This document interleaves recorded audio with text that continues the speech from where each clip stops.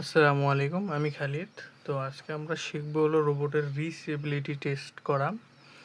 Reachability test বলতে রোবটটা সেই যে দেখেন, এটা হলো আমাদের, এটা যদি স্টুডিওতে আমরা একবার ক্লিক করি, এটা হলো রোবট UR5E ভার্সনের রোবট। তো এই রোবটটা প্যালেটের কোন কোন পজিশন থেকে পিক আপ করতে পারবে, তার সর্বোচ্চ ক্ষমতা কত, কত দূর পর্যন্ত সে ওয়ার্ক করতে পারবে, কনভেয়ার বেল্টের কত দূর পর্যন্ত সে অপারেশন করতে পারবে, সেটা দেখার নাম হলো রিচেবিলিটি টেস্ট। এটা ইউআর স্টুডিওতে এই টেস্টটা দেওয়া আছে।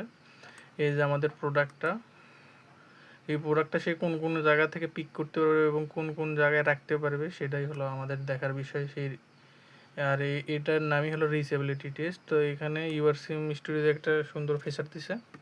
তো আমরা প্রথমে আগে যে অবজেক্টটা যে একটা ধরবে, যে অবজেক্টটাকে পিক পিক প্লেস করবে কিংবা যে অবজেক্টটার সাথে কাছে অবজেক্টটা সিলেক্ট করে এই যে শো রিচ বাটনে চাপ দেওয়া, তাইলে এই যে দেখেন দেখা যাচ্ছে এখন লাল নীল মানে লাল সবুজ অনেক বক্স দেখা যাচ্ছে, যেগুলো সবুজ বক্স, ঝাপসা সবুজ বক্স, সেই সব জায়গা থেকে সে তার মানে যাওয়ার ক্ষমতা আছে। যেসব লাল বক্স সেসবে সে যেতে পারবে না। যদি আমরা একটা সবুজ বক্সে ক্লিক করি, দেখেন এই যে সবুজ বক্সে সে যে রোবটের একটা শ্যাডো পড়ছে, এই বক্স থেকে সে পিক কিংবা প্লেস করতে পারবে। এই যে এখান থেকে নিতে পারবে, এই বক্স থেকে নিতে পারবে, এই বক্স থেকে নিতে পারবে, এই প্রোডাক্টটা যদি এখানে এখানে থাকে এখানে নিতে বা রাখতে পারবে, মানে এখানে তার সক্ষমতা আছে। এখানে এখানে যাওয়ার তার সক্ষমতা আছে। এখানে প্যালেটে যদি দেখি এখানে যাওয়ার সক্ষমতা আছে, এখানে যাওয়ার সক্ষমতা আছে, এখানে যাওয়ার সক্ষমতা আছে, এখানে যাওয়ার ক্ষমতা আছে। কিন্তু এখানে লালের ভিতরে ক্লিক করলে দেখবেন আর যেতে পারবে না।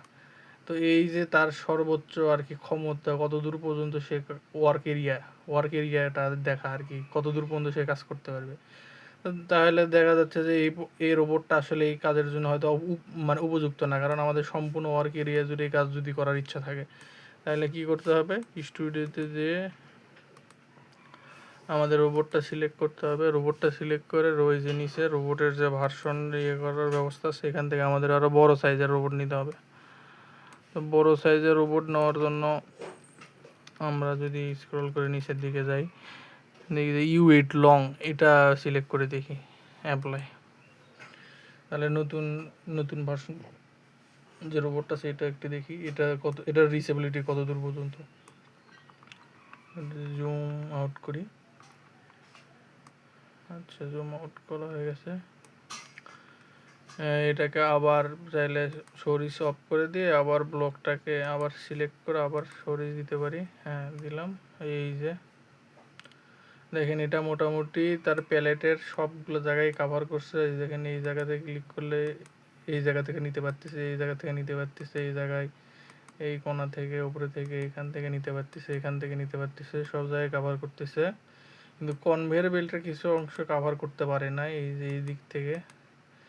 তাছাড়া কনভেয়ার বেল্টের বেশিরভাগ অংশ কাভার সে করতে পারতেছে। তা আমার যদি কনভেয়ার বেল্টে এই পর্যন্ত কাভার করলেই আর কি কাজ হয়ে থাকে, তাইলে পরে আর তো আমার দরকার নেই। তাইলে পরে সে আমার কন্ডিশন ফুল করলো। যদি আমার প্রয়োজন হয়, সেটা যদি গোটা কনভেয়ার বেল্টে আমার কাভার করার প্রয়োজন পড়ে, তাইলে অন্য ভার্সনের রোবট সিলেক্ট করতে হবে।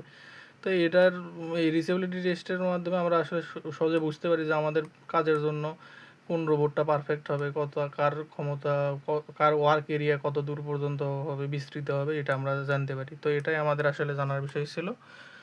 তো ধন্যবাদ সবাইকে। আসসালামু আলাইকুম।